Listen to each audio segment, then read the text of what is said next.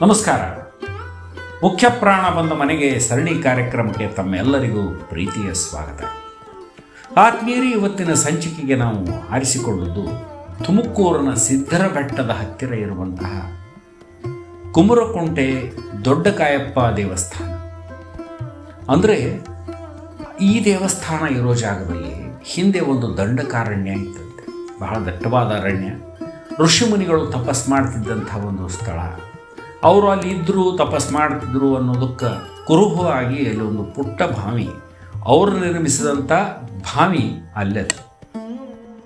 ಈ ಒಂದು ಜಾಗದೊಳಗೆ ಈ ಹನುಮಂತ ದೇವರು, ಅಂದರೆ ದೊಡ್ಡ ಕಾಯಪ್ಪ ಅಂತೇನು ಕರೀತಾರೆ, ಇವರು ಅಲ್ಲೇ ನೆಲೆ ನಿಂತಾರೆ.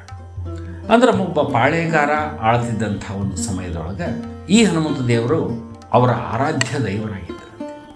ಆಮೇಲೆ ಇಲ್ಲೊಂದು ಸಿದ್ಧರ ಬೆಟ್ಟ ಅಂತ ಇದೆ, ಸುವರ್ಣಗಿರಿ ಅಂತ ಕರೀತಾರೆ. ಯಾಕೆ ಹಂಗೆ ಕರೀತಾರೆ ಅಂತಂದರೆ, ಹನುಮಂತ ದೇವರು ಸಂಜೀವಿನಿ ತರಲಿಕ್ಕೆ ಹೋದಾಗ, ಅಂದರೆ ಅವರು ಸುಷೇಣನ, ಅಂದರೆ ವಾನರರ ವೈದ್ಯನ ಒಂದು ಸಲಹೆ ಮೇರೆಗೆ ಅವರು ಹೋಗ್ತಾರೆ. ಹೋಗಿ ಬೆಟ್ಟವನ್ನು ಹೊತ್ಕೊಂಡೇ ಬರ್ತಿರ್ತಾರೆ. ಅದು ಗೊತ್ತಿದ್ದಂಥ ಒಂದು ಕತೆ. ಇಡೀ ಪರ್ವತವನ್ನು ತರೋ ಹೊತ್ತಿನಾಗ ಒಂದು ಸಣ್ಣ ತುಂಡು ಈ ಜಾಗದೊಳಗೆ ಬಿತ್ತದು. ಆ ಬೆಟ್ಟ ಈಗಲೂ ಅಲ್ಲೇ ಅದ. ಅದಕ್ಕೆ ಸುವರ್ಣಗಿರಿ ಮತ್ತು ಸಿದ್ಧರ ಬೆಟ್ಟ ಅಂತ ಕರೀತಾರೆ. ಅಲ್ಲಿ ಬಂದದ್ದಕ್ಕೆ ಅವರು ಹನುಮಂತ ದೇವರು ಅಲ್ಲಿ ನೆಲೆ ನಿಂತು ಅಲ್ಲಿ ಜನಕ್ಕೆ ಅನುಗ್ರಹವನ್ನು ಮಾಡಲಿಕ್ಕೆ ಶುರು ಮಾಡಿದರು ಅಂತ ಹೇಳ್ತಾರೆ. ವಿಶೇಷ ಏನಂತಂದ್ರೆ, ಈ ಹನುಮಂತ ದೇವರ ಗುಡಿಯನ್ನು ಜೀರ್ಣೋದ್ಧಾರ ಮಾಡಿದ್ದು ಅಲ್ಲಿದ್ದ ಪಾಳೆಗಾರರು. ಬಹಳ ಪುರಾತನವಾದ ದೇವಾಲಯ ಅಂತ ಹೇಳ್ತಾರೆ.